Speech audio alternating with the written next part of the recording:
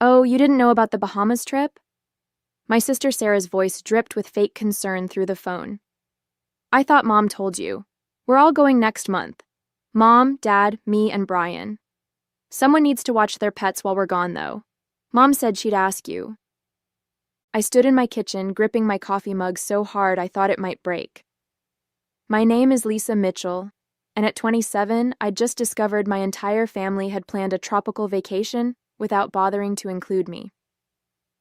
What made it worse was hearing about it accidentally during what was supposed to be a casual call with my sister about our mom's upcoming birthday. No, Sarah, Mom hasn't mentioned anything about the Bahamas, I replied, trying to keep my voice steady, or about pet sitting. Well, you know how she is, Sarah laughed. She probably forgot. But you're not busy anyway, right? You can watch Rocky and Max for the week? Mom was counting on you since you're the only one not going. The only one not going, because they hadn't invited me. I thought about all the family dinners where they must have discussed this trip, carefully avoiding the topic when I was around. The whispered conversations that stopped when I entered the room suddenly made sense. The way my mom had been asking casual questions about my work schedule, even my dad's recent interest in whether I was seeing anyone, probably hoping I'd have weekend plans that wouldn't interfere with their pet-sitting needs. Later that evening, my mom finally called. Honey, I've been meaning to talk to you. We need a favor. Let me guess. You need me to watch the dogs while you're all in the Bahamas? The bitterness in my voice was impossible to hide. Oh, Sarah told you. Yes, it would be such a help. You know Rocky gets anxious at the kennel and Max needs his medication twice daily. We'll only be gone 8 days. I listened as my mom rambled about flight times and resort details, never once acknowledging that they'd excluded me from the family vacation. Not even a token, wish you could come, or maybe next time. She went on about the special food Rocky needed and Max's strict medication schedule, as if these details would somehow make up for the fact that they'd planned an entire family vacation without me. So you'll do it? She asked brightly. Your father already told the kennel we wouldn't need them, and Sarah's so excited. She found this perfect little resort with amazing snorkeling. You know how she loves the water. Of course he had. My family had always operated this way, making decisions that affected me without bothering to consult me first. To them, I was reliable Lisa, the responsible one who never made waves, never said no, never ruined their plans with her own inconvenient needs or desires. I'll think about it, I said quietly, already opening my laptop to a travel website. The pattern had started years ago. When Sarah was accepted to NYU, my parents threw a huge party, custom banners, catered food, all their friends invited to celebrate their youngest daughter's achievement. When I got into Boston University a year earlier, with a full academic scholarship no less, they simply nodded and said, "That's nice, dear." My acceptance letter stayed on the fridge for exactly 2 days before being replaced by Sarah's summer dance recital schedule. My sister had always been the family star. She was the fun one, the pretty one, the one who could do no wrong. Even when she dropped out of NYU after 2 years to find herself in Europe, my parents supported her adventure, sending her monthly allowances for what they called her self-discovery journey. Meanwhile, I worked 3 jobs through college, graduated summa cum laude, and built a successful career in marketing, all of which earned me the dubious privilege of being the family's reliable backup plan. That evening, after my mom's call, I found myself scrolling through travel websites. A particular destination caught my eye: Santorini, a small Greek island I'd dreamed of visiting since my college photography class. The dates perfectly overlapped with my family's Bahamas trip, and amazingly, there was a seat sale happening. My cursor hovered over the Book Now button as my phone buzzed with texts from Sarah. Mom said you're being weird about watching the dogs. Come on, Lisa, don't be difficult. It's not like you have vacation days saved up anyway. Plus, what would you even do with time off? You never go anywhere fun. I actually had 3 weeks of vacation saved up. My family just assumed I never took time off because I had nowhere exciting to go. They'd forgotten about the travel blog I'd been running for 2 years, the one that had slowly gained a decent following. Another thing they'd dismissed as Lisa's little hobby, just like they'd dismissed my photography in college and my writing in high school. My dad called next. "Princess, your mother's upset. You know how Rocky gets at the kennel. He barely ate last time." "Did it ever occur to any of you to invite me on the trip?" I finally asked. The silence on the other end was telling. "Well," he stumbled, "Sarah mentioned you probably couldn't get time off work, and you know how your mother likes to plan these things. Plus, Brian already put down the deposit for their room." "Right," I said flatly. "Just like she planned my college graduation party? Oh wait, she didn't, because Sarah's semester abroad came up suddenly, and everyone had to fly to Paris instead." "That's not fair, Lisa. Your sister needed family support during her journey of self-discovery." I looked at my computer screen, at the picture of the beautiful Greek island waiting for me. Something shifted inside me. Years of being the reliable one, the responsible one, the one they could always count on to sacrifice her own plans for theirs. It all crystallized into a moment of perfect clarity. "I'll let you know about the dogs tomorrow," I said, then hung up and clicked Book Now on my flight to Greece. The next morning, my phone was flooded with messages. My mom had sent 6 texts varying from guilt trips to outright demands. Sarah had left 3 voicemails, each more condescending than the last. Even my dad, who usually stayed out of family drama, had emailed me a lengthy explanation of why I was being unreasonable. I waited until our weekly family dinner to break the news.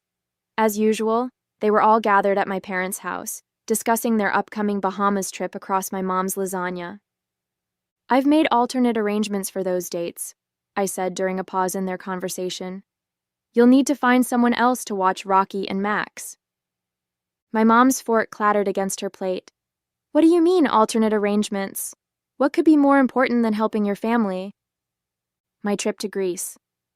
I took a sip of water, watching their faces shift from confusion to disbelief. "Greece?" Sarah laughed. "You're not going to Greece." I pulled up my confirmed itinerary on my phone and placed it on the table. "Actually, I am. 8 days on Santorini, starting the same day you leave for the Bahamas." "But you can't," my mom sputtered. "What about the dogs? The kennel is fully booked." "That sounds like poor planning on your part." I was surprised by how steady my voice remained. Maybe Sarah's boyfriend Brian could watch them, since he's apparently family enough to go to the Bahamas. "That's different," Sarah protested.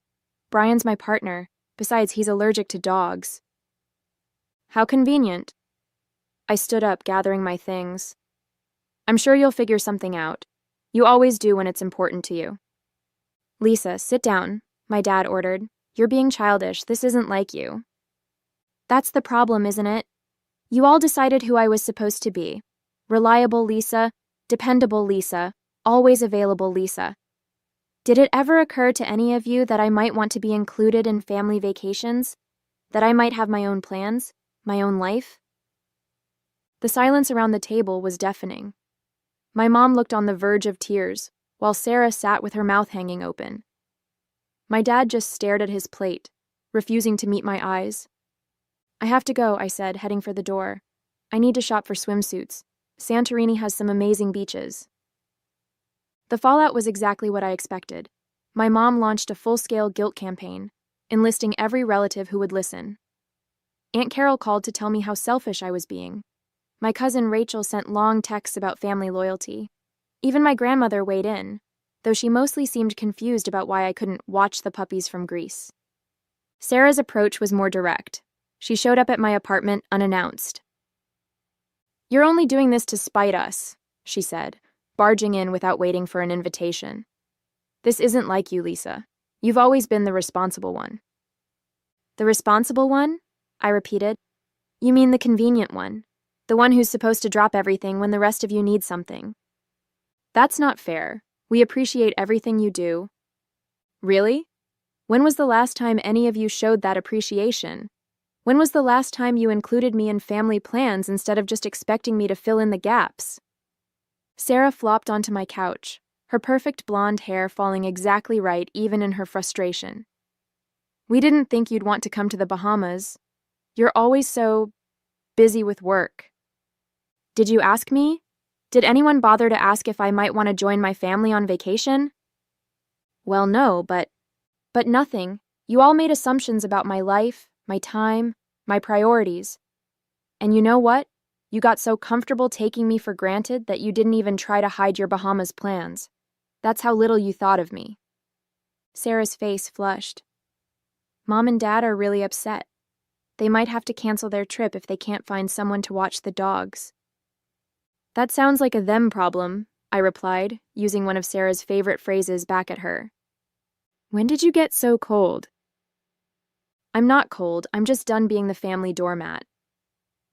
I showed her my travel blog on my phone. See this? I have followers who actually care about my interests. I have a life outside of being your backup plan. Sarah scrolled through my blog, her expression shifting from dismissal to surprise. These photos are really good. When did you get into photography? 3 years ago, not that anyone noticed. The next family dinner was tense. My mom had spread all the pet supplies across the dining room table like a guilt exhibition. Rocky's special food, Max's medication schedule, their favorite toys. She kept shooting me pointed looks as she explained how complicated their care routine was. The medication has to be given exactly 12 hours apart, she emphasized, waving Max's pill bottle. And Rocky needs his special blanket at bedtime or he gets anxious. The kennel just won't understand these things. I'm sure they will, I replied, serving myself more potatoes. That's literally their job. My dad cleared his throat. Princess, we could pay you to watch them. Make it worth your while. My Greece tickets were $3,000, Dad, non-refundable. Sarah, who'd been unusually quiet since her visit to my apartment, suddenly spoke up. I looked at Lisa's travel blog last week. Did you guys know she has over 20,000 followers? My mom barely glanced up from her organization of pet supplies. That's nice, dear. Now about the dogs. No, Mom, I'm serious. Look at these photos she took in Montreal last year. Sarah pulled up my blog on her phone. She's actually really good at this. For the first time that evening, my mom actually looked at me. Not through me, not around me, but at me. You went to Montreal? I've been to lots of places. I take short trips whenever I can. I write about them, photograph them. People follow my recommendations about hotels and restaurants. My dad peered at Sarah's phone. These are professional quality pictures, Lisa. Why didn't you tell us about this? I did. 3 Thanksgivings ago. You all changed the subject to Sarah's new yoga certification. The silence that followed was heavy with realization. My mom sat down heavily, still clutching Rocky's favorite tennis ball. We haven't been very good at listening to you, have we? No, I said simply. You haven't. But that doesn't change the fact that we need someone to watch the dogs, she added quickly. And just like that, the moment was gone. I stood up. I'm going to Greece, Mom, with or without your blessing. Maybe it's time you all learned what it feels like to have your plans disrupted. As my departure date approached, my family cycled through all 5 stages of grief. My mom moved from denial to anger, calling me ungrateful. My dad tried bargaining, offering to pay for a different Greece trip when it's more convenient. Sarah oscillated between depression, you're ruining everything, and acceptance. Maybe we should have invited you. 2 days before my flight, my mom made one final attempt. She showed up at my apartment with photo albums, pictures of me watching Sarah's dog when she was in Europe, taking care of our childhood pets, being the responsible one. You've always been so good with animals, she said, flipping through the pages. Remember how you nursed Sarah's hamster back to health in high school? I remember. I also remember missing my friend's sweet 16 party to do it, while Sarah was at the beach with her friends. That's different. You didn't mind back then. No, Mom, I did mind. I just wasn't allowed to say so. She closed the album with a snap. Well, I hope you're happy. We had to cancel our trip. The kennel is full and no one else can take the dogs for that long. I didn't respond immediately, just pulled out my laptop and turned it to face her. On the screen was a message from my building's pet-friendly neighbor, Mrs. Chen, confirming she'd watch Rocky and Max for a fee. "I found you a solution," I said. "Mrs. Chen is retired, loves dogs, and lives 2 floors down. She's happy to do it for what you would have paid the kennel." My mom stared at the screen. But why didn't you tell us sooner?" "Because for once, I wanted you all to feel what it's like not to have me as your backup plan. To understand what it feels like when someone disrupts your carefully made plans without considering your feelings. That's rather petty, don't you think?" "No, Mom. That's rather human. And maybe next time you're planning a family vacation, you'll remember this feeling and think to include your other daughter." The morning of my flight, I woke up to a series of notifications. My mom had tagged me in a social media post, something she'd never done before. It was a picture from my travel blog, one I'd taken in Montreal, with a lengthy caption about how proud she was of her talented daughter, and how she couldn't wait to see the beautiful photos from Greece. Sarah texted immediately. "Mom's trying to save face with her country club friends. She's telling everyone she helped plan your Greece trip." I wasn't surprised. Image had always been everything to my mom. She'd probably realized that having a daughter with a successful travel blog was something she could brag about at her tennis club. But her attempt at public support didn't erase years of dismissal. My dad dropped by before I left for the airport, awkwardly holding a new camera lens. "Your sister showed me your blog," he said, holding out the lens. "I noticed you mentioned wanting this one for low-light shots. I thought maybe you could use it in Greece." The lens was exactly the one I'd been saving up for. Part of me wanted to refuse it, to show them I didn't need their belated support, but I saw something in my dad's eyes I'd never seen before, genuine interest in my passion. "Thanks, Dad," I said, accepting the gift. "Want to see some of the shots I plan to get with it?"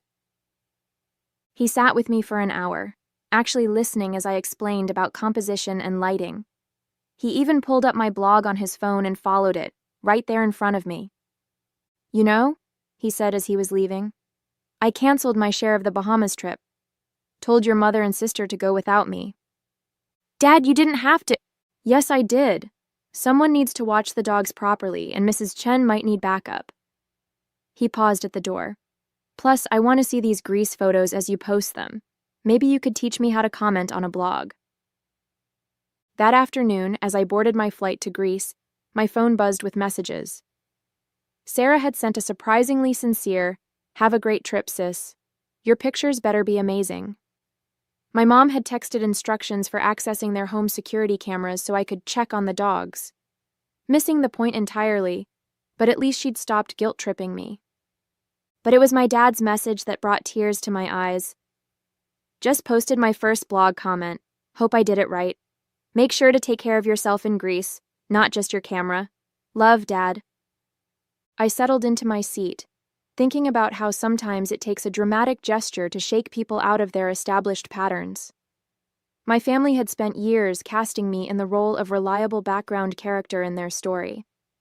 Maybe now they'd finally seen me step into the spotlight of my own narrative. Santorini was everything I'd dreamed of and more. Each morning, I woke up to spectacular sunrises over the blue-domed churches, spending my days photographing winding cobblestone streets and pristine beaches. My blog followers loved the daily updates, but what surprised me most were the comments from my family. My dad commented on every single post, his typing improving from "beautiful sunset honey" to actual thoughtful observations about lighting and composition. Sarah shared my posts on her own social media, tagging me with messages like, "Look what my amazing sister is doing," a complete turnaround from her usual competitiveness. My mom, however, took a different approach. She called daily with updates about the dogs, as if trying to remind me of what I'd left behind. "Rocky misses you," she'd say, or "Max won't eat unless your father hand-feeds him." When those guilt trips didn't work, she switched tactics, calling to critique my photos. "Don't you think you're posting too many sunset pictures? And that restaurant review seemed a bit harsh. You don't want to hurt anyone's business." One evening, sitting at a cliffside cafe, I got an unexpected call from Mrs. Chen. "Your mother has been here 6 times today," she said, sounding amused. "She brings coffee and asks endless questions about my pet sitting experience. I think she's having trouble letting go of control." "I'm so sorry," I started, but Mrs. Chen laughed. "Don't be. I told her that after 40 years of teaching high school, 2 dogs are no trouble. She didn't like that much." That same night, my dad sent me a private message. "Your mother booked herself into a hotel for the remainder of their Bahamas trip. Says she can't enjoy herself knowing strangers are watching her dogs. Sarah's pretty upset about it." I felt a momentary pang of guilt, but then remembered all the times my plans, my needs, my desires had been dismissed for the sake of family harmony. My mom's choice to ruin her own vacation wasn't my responsibility. Instead of cutting my trip short or apologizing, I posted more photos. I wrote about solo female travel, about breaking free from family expectations, about finding your own path. The response was overwhelming. Hundreds of comments from people sharing similar stories, thanking me for inspiring them to stand up for themselves. My blog following doubled, then tripled. A travel magazine reached out about featuring my Greece photos. Sarah called to tell me that her yoga students were all following my journey, asking when I'd come teach a photography workshop at her studio. "You know what's funny?" she said.